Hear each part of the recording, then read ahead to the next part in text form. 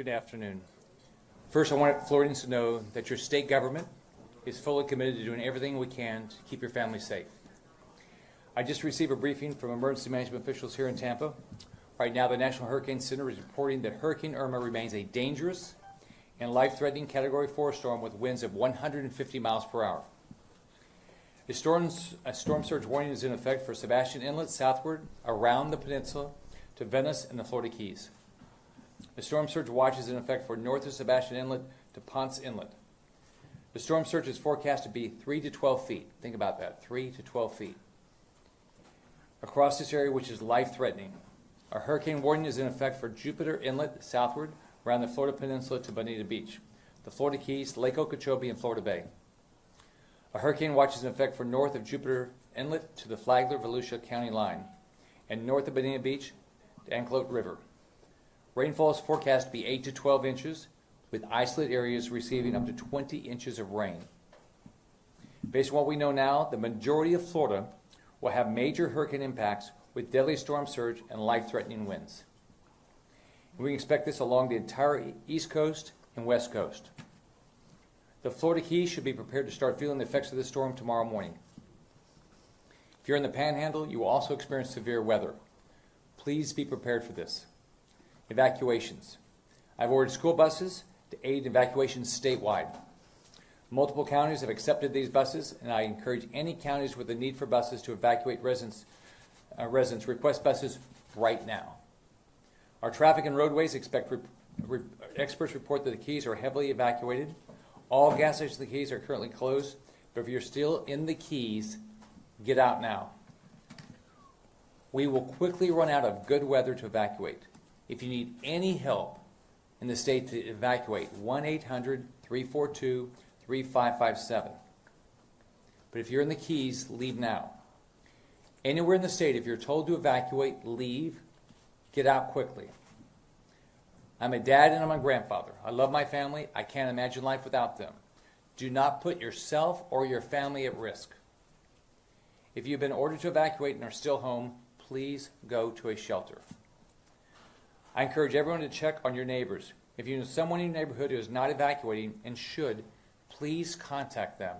Take care of each other. Please check on your neighbors with special needs or the elderly. And if you can take people in, please do it. Today is the day to do the right thing for your family and get to safety. Today is the day the right thing for your family and every family in the state to make sure you have a plan and get to safety. This storm is wider than an entire state and is expected to cause major and life-threatening impacts from coast to coast.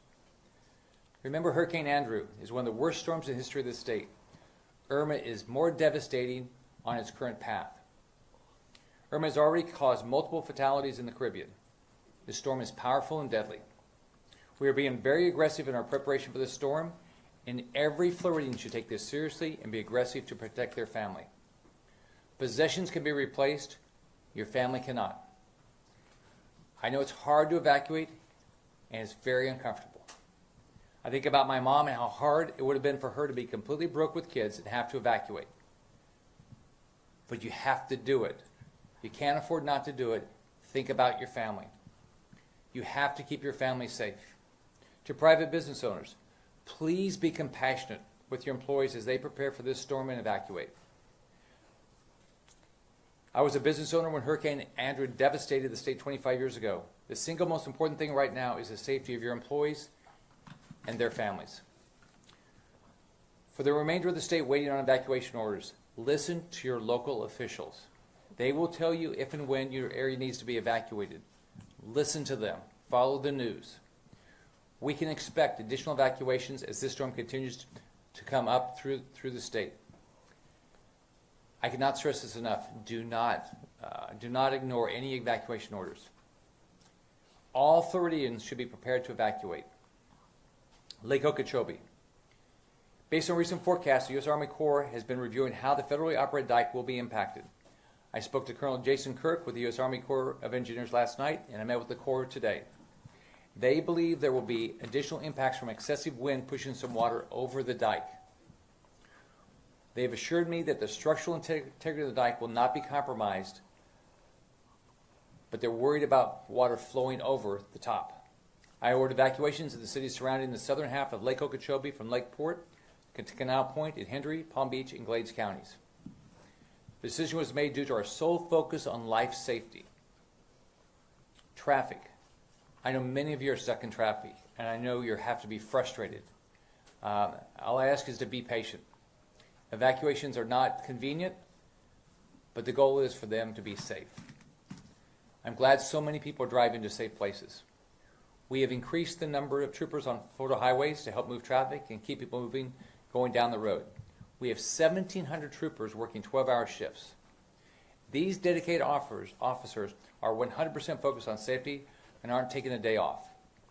Also, all administrative duties have been suspended at FHP. This means all sworn FHP officers are on roads helping families evacuate and bringing supplies to areas of need. We've also increased the number of road rangers who are patrolling Florida's roadways 24/7 to assist motorists. Around the state, we have hundreds of DOT workers monitoring traffic cameras 24/7 to ensure traffic flows continue and evacuations proceed without interruptions. All of this is to help everyone that's going to evacuate get safely where they need to go. Contraflow.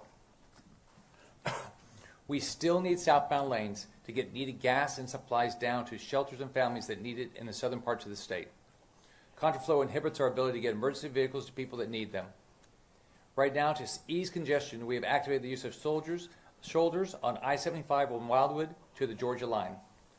But please drive very safely and listen to law enforcement. They're working to keep you and your family safe. Real-time traffic information and evacuation routes are available at fl511.com. We're seeing bottlenecks at major highway junctions, which brings up an important point. If you do not need to evacuate out of the state or hundreds of miles away to stay safe, there's a lot, you don't always have to do that. There is going to be shelters all around the state. So if you don't need to be on the road, get off and go to a shelter. We are coordinating with Google Emergency Response Team to prepare to close roads on Google Maps in real time in the event Hurricane Irma forces the closure of any roads. In my direction, all tolls on all the roads in the state have been waived. Visit Florida's Welcome Centers have transitioned to emergency information centers to help direct evacuees with the most up-to-date information. Visit Florida's Welcome Center staff and are all Red Cross certified and stand ready to assist as needed. If you are concerned that you don't have a way to evacuate due to traffic, please call the emergency hotline 1-800-342-3557. We will do everything possible to get you out. Fuel. One of our top priorities has been fuel availability. I was alerted yesterday by Vice President Pence that the federal government has waived additional rules and regulations to allow more fuel to get to Florida fast. I want to thank the EPA, I want to thank the President, the Vice President for all their efforts to help us get more fuel in the state. We know there are problems with supply at gas stations. State law enforcement are providing escort services to gas trucks to get them through traffic so they can get to these stations faster. These law enforcement escorts have continued throughout the night, and they'll go as long as possible. You've probably seen some of them around the state. For gas stations and evacuation zones, we need you to stay open as long as possible so people can get fuel and get out. We will arrange police escorts for your employees so they can get out safely. So please stay open. If you're in an evacuation zone in your gas station, please stay open as long as you can. We all know how important fuel is.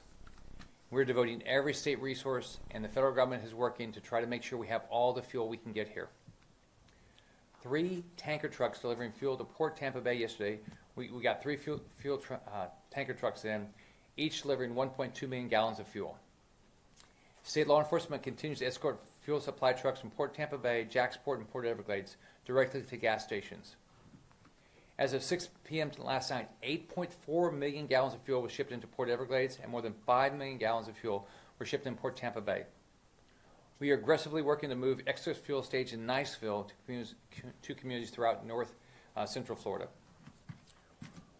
While we're making progress, unfortunately, you're still going to see lines, and unfortunately, you're going to still see outages. I can't imagine how frustrating you have to be. I can just tell you, none of us are going to stop working on it. However, if you're in an evacuation zone in South Florida, just remember, you need to leave now. Port Everglades will be closing tonight for safety, and gas will no longer be resupplied into much of South Florida until after the storm. If you're concerned you do not have enough fuel to evacuate, please call the State Emergency Hotline, 1-800-342-3557. But you have to call now. You cannot call in the middle of the storm. You have to call now so we can get you out. If you know you're going to a shelter in your county, you don't have to fill up your tank all the way. So be considerate of others because others might have to be going further away. There's an app, Gas Buddy app, is a great resource to find opening stations with fuel. All ports still remain open and are operating to bring fuel and supplies in. Shelters.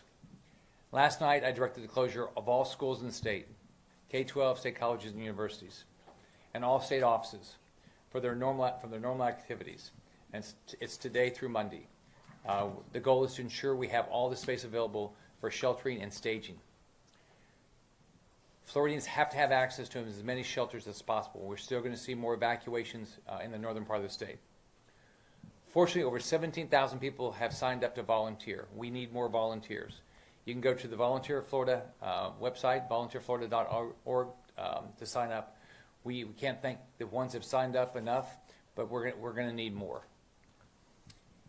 There's absolutely no reason for anyone not to evacuate if you're ordered to do so. Shelters are available around the state, and you should follow the directions of the local officials to go to the shelter that fits your needs. You can go to floridadisaster.org/shelter to find a shelter in your county or neighboring county. If you need a hotel, you can go to expedia.com/Florida. Expedia is trying to help us in real time on hotel occupancy. Airbnb has activated its disaster response program. If you're an evacuee in need of a place to stay, or you're an Airbnb host looking to open a house for an evacuee, go to airbnb.com/disaster. The Florida Restaurant and Lodging Association has encouraged all hotels to waive pet policies, offer shelter, and be compassionate with cancellations. National Guard. We've already activated 7,000 members, which is right now every available member of the National Guard we have has been activated. Law enforcement. Fish and Wildlife Conservation Commission is preparing search and rescue teams for potential deployment and has more than 200 officers standing by for the first wave of response based on potential storm impacts. We've been reaching out to law enforcement across the state to make sure they have all the resources they need to keep people safe. Utility providers. They're actively pre-positioning resources throughout the state and in neighboring states. We all know how important both fuel is and how important power is going to be. We will aggressively work with the utilities to make sure if you lose power, to get your power back on as quickly as we can. I want to thank the governors of other states that have provided every time I've asked for something, they've provided it. I know the entire country is behind us. I know the president's behind us. And we have the best first responders in the country spread throughout the state and neighboring states ready to help. But we are running out of time. The storm is almost here. If you're in an evacuation zone, you need to go now. This is a catastrophic storm that this state has never seen before. We can rebuild your house. You can get your possessions again. We cannot rebuild your life, and we cannot rebuild your family. Protecting life is our absolute top priority. There will be no resource or expense spared to protect a family. Florida is tough. Florida is resilient. Florida is unbreakable. We all have to stay together and help each other. Florida is an amazing melting pot of loving people, and I'm proud to be governor of this great state. Este huracán es muy peligroso. Su vida es lo más importante. Cada familia debe de tener un plan. Por favor, salgan si están en zona de evacuación. Para más información, por favor llamen al 1-800-342-3557. Mi prioridad es que todos, familias, turistas, están seguros y preparados.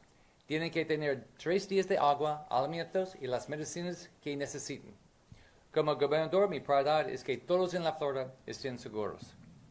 Now I'd like to introduce the Attorney General. One thing is it's disgusting if anybody price gouges. I've said this around the state. I've said it on national television.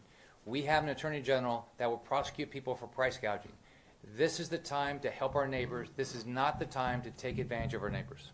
Thank you, Governor. Thank you, Governor. Thank you for everything you're doing in your leadership. Thank you to EOC. Thank you to FEMA and all our law enforcement officers. And I agree the White House has been amazingly responsive, and I'd like to thank them as well. We've received over 6,500 complaints of price gouging. Right now we're at the rate of over 100 per hour. These are very important for you to report. 1-866-9-NO-SCAM. Or even better, if you have access to internet, myfloridalegal.com. Go on there, take a picture, send that with your complaint. What I'm asking you to do now is to prioritize. The most important ones for us right now are the life-saving ones. Save the bad ones that have made you mad. Send them to me after the hurricane, and I'll go after them. Don't worry about that. But right now, what I need you to do are the complaints about the hotels are reaching up almost to 200 right now.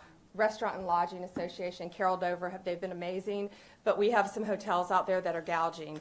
My people are out in the field right now. The Sheriff's Office is going to be assisting us. Thank you, Colonel Cronister and Sheriff G, for that. But prioritize, please. Send me the complaints on hotels and on fuel. What I need on fuel, I need you to take a picture of how much they're selling it for and give me the location of the fuel station, and we will get there.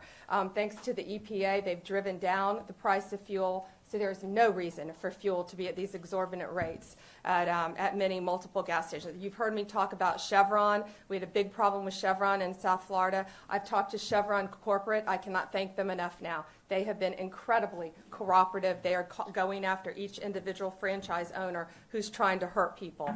The majority of complaints about water have come, we're in the hundreds now, well over 100 against 7-Eleven stores. 7-Eleven, come on. This isn't the time to make a buck. This is the time to help your fellow citizens. Don't be profiting off water. We don't want you to lose money, but sell water at cost, or at least at a reasonable price to our citizens, because we will be coming after you if you're not doing that, as well as any other servicer of water. But the main things, again, are hotels, fuel, and then water. Anything else that's made you mad, keep those and give them to me after the hurricane. Thank you.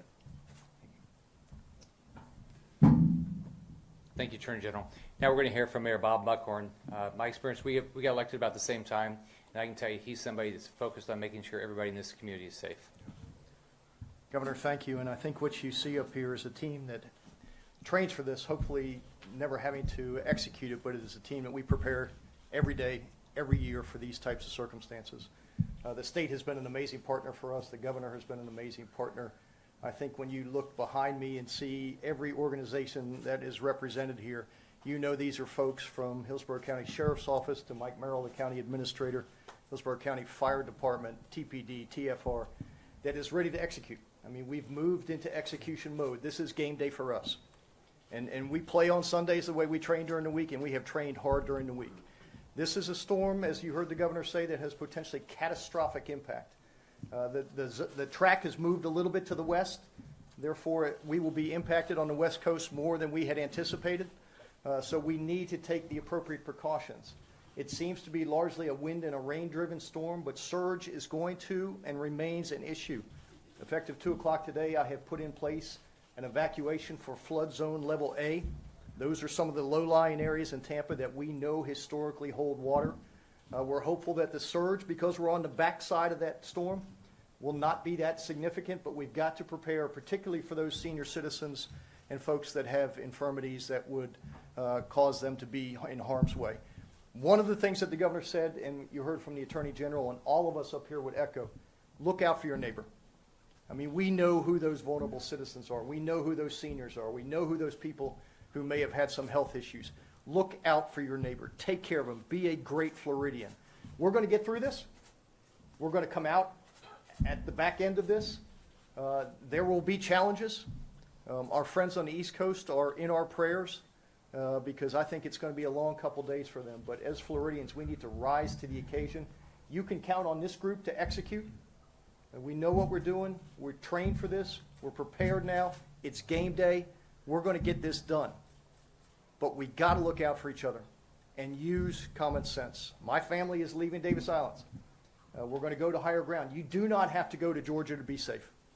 You can go to another flood zone that is safer for you. Find a friend.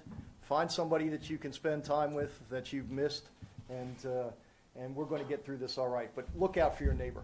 Be a good Floridian. Be a good neighbor. Be a good human being, and we're going to be okay at the end of this. But let's get this right. We don't have a second chance to do this right. We'll be glad to answer any questions anybody has. Governor, when is the latest? Now means now, but when's the latest someone who plans to take to the interstate should do it to avoid what we saw with Rita, kind of gridlock we saw with Hurricane Floyd back in 1999? The bottom line is you ought to get on, look at FL. First off, if you're in an evacuation zone, leave. It's as simple as that.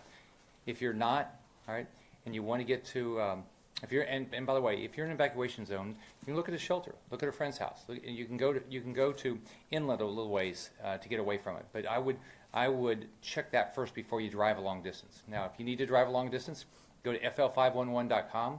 You can see exactly what the roads are going to be like. We do have bottlenecks, and we've got fuel issues, and we're doing everything we can to continue to get the fuel down here.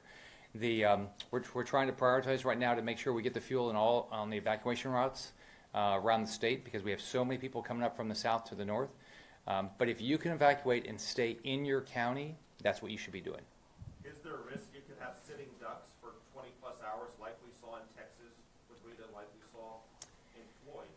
My goal is we're tracking all of it. We've got 1,700 troopers working. I know I've been talking to sheriffs around the state all day. They're providing resources to get the traffic moving. We're doing everything we can. But here's don't wait. If you're going to leave, and get on the road and get out of here. Whatever you're going to do, why wait until just when the wind starts? If you know what's going to happen, do it now. Where the mistake is when people wait. Like if you know you're going to evacuate, do it today.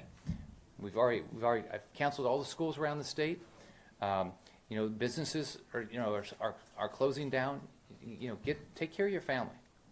I mean, Governor, you said that other governors have given you whatever you've asked for. What have you asked for from other states? so generally, so far what it's been is I need the governors in other states to also waive their rules with regard to allowing truckers to work longer hours, to eliminate the weight restrictions. We've done, and so everybody I've asked, which allows to get more water down here, more fuel down here, more food down here. Everybody's done that. On top of that, we work together with our National Guard, and so we're pre-positioning assets, some from other National Guards, and some of it just outside the state. On top of that, they're helping us with utilities, because this is a little bit harder than a storm that just comes in from the east or comes from the west, because then you can know where you can pre-position. Now this one's coming straight up the middle of our state, so it's a little harder to pre-position. But everything I've asked for, that's generally what we've asked for so far. But they're reaching out proactively to me. So Did I hear you say school buses are going to be used to evacuate? we have offered school buses. We've offered. So let's start with the Keys. So we have one road out of the Keys. All right. So what we did is we offered school buses to say, if you can't get out of the Keys for any other reason, we will provide school buses to come get you. We also, I did this back. I went through Andrew, and I was running a hospital company at the time, and I lost a hospital, and I evacuated hospitals, and so once something was available to me was school buses to use, and so we've offered school buses to everybody that's doing evacuations around the state. Some people need it, some people don't. I'm sure we're gonna use a lot of it down by Okeechobee in those communities to get people out. So, but every county is working hard.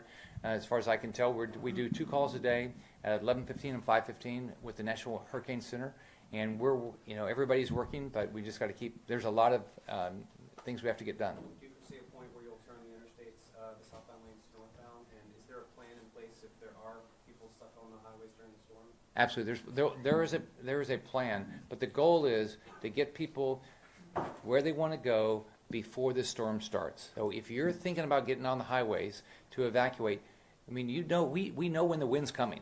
So get going. And then we will do everything. We've got road rangers, we've got highway safety, we've got local sheriff's department, local police. Everybody's working to get you where you're going to go. We're also trying to make sure we have the fuel there, and so we'll do everything we can to make sure no one's stuck. But don't wait until 2 hours before the storm hits. Governor, for people who are unsure of whether or not they should evacuate, maybe they're in like a B or a C type zone and it's not mandatory yet, should we be saving spots in our like local school shelters or community shelters for those people who are in mandatory zones? Like for people that are just unsure, should they shelter in place to keep those spots open? The plan is to clearly prioritize, but to make sure we have enough shelters for whoever wants to get out, right?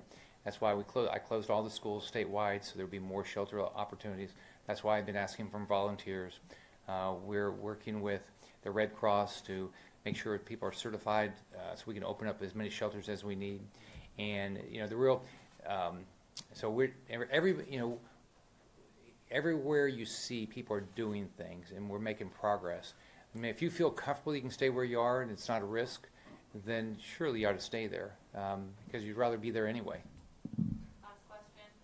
With the change of the direction of the hurricane, there's a lot of anxiety from people, especially on this side now, and people who are thinking about evacuating, who may not have thought about it in the past, and are not being told to evacuate now. What do you tell them? Do they stay? Do they go? Okay, so the way it works is by county. They're following what the National Hurricane Center is saying, and they're making decisions about where evacuations need to be made, right?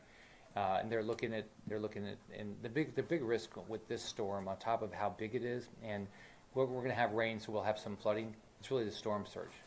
Now, clearly, the southern part of the state right now is at more risk, but if you get 10 feet of storm surge, you get 5 feet of storm surge. I mean, that having 5 feet come in, flow in like that fast into your house and out, that's devastating. But people they're making logical decisions. They're trying to time it to where they give people plenty of time to get out. But if you know you're going to leave, if you've already made the plan to leave, then leave. So I didn't finish your question on the Contra. Right now, what we're doing is the first thing we do everything we can to move the traffic. That's what the troopers are doing. The second thing is we allow people to drive on the shoulder. So we're doing that from Wildwood right now to the Georgia line because that increases the number of lanes. The last thing you want to do is the country lanes because you can't get emergency people down, and we're still trying to get fuel into the state. So hopefully the goal will be that with the shoulder lanes that we can get everybody out that way. So, all right, thanks everybody.